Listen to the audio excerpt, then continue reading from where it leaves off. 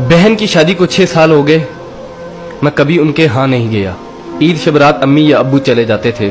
एक दिन मेरी बीवी मुझसे कहने लगी कि आपकी बहन जब भी घर आती है उसके बच्चे घर का हशर नशर कर देते हैं, और आपकी माँ जो हमसे चुप चुपा कर कपड़े, साबुन और कभी कभी को चावल के थैले भी भर के दे देती है। अपनी माँ से कहो ये हमारा घर है, कोई खैरात सेंटर नहीं। मुझे ये सुनकर बहुत गुस्सा आया कि मैं अपने घर का बहुत मुश्किल से गुजारा कर रहा था और मेरी माँ सब कुछ मेरी बहन को दे देती है। बहन एक दिन घर आई हुई थी तो उसके बेटे ने टीवी का रिमोट तोड़ दिया। मैंने माँ से गुस्से से कहा कि माँ, बहन को कहा करो ईद के दिन आया करे, और ये जो आप साबुन, चावल और ये जो चीजें देती हो इनको बंद करें। माँ चुप रही, लेकिन बहन ने ये सारी बातें सुन ली। 4 बज रहे थे, बच्चों को तैयार किया तो बहन ने कहा कि भाई मुझे बस स्टॉप तक छोड़ आओ। मैंने झूठे मुंह कहा बहन रुक जाती कुछ दिन। बहन मुस्कुराई और बोली नहीं भाई, बच्चों की छुट्टियां खत्म हो रही हैं, मुझे जाना है। फिर जब हम दोनों भाइयों में जमीन का बंटवारा हो रहा था तो मैंने साफ इनकार कर दिया कि मैं अपनी जमीन से बहन को हिस्सा नहीं दूंगा।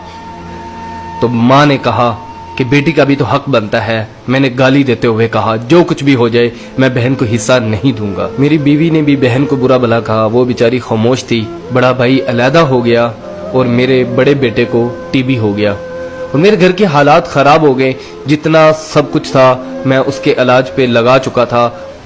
मेरे पास इलाज करवाने के पैसे नहीं थे।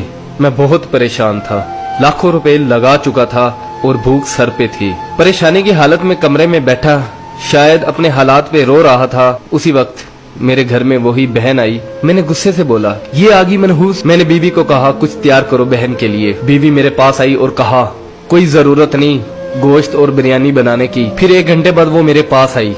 भाई परेशान हो। बहन ने मेरे सर पे हाथ फेरा, कहा बड़ी बहन हूँ तुम्हारी, गोद में खेलते रहे हो, अब देखो मुझसे बड़े लगते हो। फिर मेरे करीब हुई और अपने पर्स से कंगन निकाले और मेरे हाथ पे रख दिए और आहिस्ता से बोली पागल तू एम ही परेशान होता है। बच्चे स्कूल थे, सोचा दौड़ते दौड़ते भाई से मिल आऊं। ये कंगन बेचकर अपना खर्च करो और अपने बच्चे का इलाज करवाओ। शक्ल तो देख जरा तूने क्या हालत बना रखी है। मैं खामोश था, बहन की तरफ देखी जा रहा था। बहन ऐसा से बोली किसी को मत बताना, तुमको मेरी कसम है। मेरे माथे पे बोसा दिया और 1000 रुपया मुझे दिया जो 150 के नोट थे, शायद उसकी जमा पूंजी थी। मेरी जेब में डालकर बोली बच्चों को गोश्त ला देना और परेशान मत हुआ कर। जल्दी से अपना हाथ मेरे सर पे रखा, देख कितने बाल सफेद हो गए। वो जल्दी से जाने लगी तो उसके पैरों की तरफ देखा तो टूटी हुई जूती पहनी हुई थी और पुराना सा दुपट्टा ओढ़ा हुआ था। जब भी आती थी वही दुपट्टा ओढ़कर आती थी। बहन की इस मोहब्बत में मर चुका था मैं। हम भाई कितने मतलब प्रस्त होते हैं, बहनों को पल भर में बिगाना कर देते और बहनें भाइयों का जरा सा दुख बर्दाश्त नहीं करती। मैं हाथ में कंगन पकड़े जोर जोर से रो रहा था, उसके साथ मेरी आंखें भी नम हो गई। अपने घर में खुदा जाने वो कितने दुख सह रही होगी।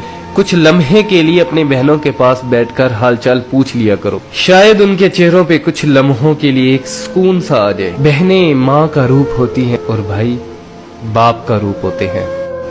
स्टोरी अच्छी लगी हो तो इसको लाइक कर दीजिएगा, इसको शेयर भी कर दीजिएगा।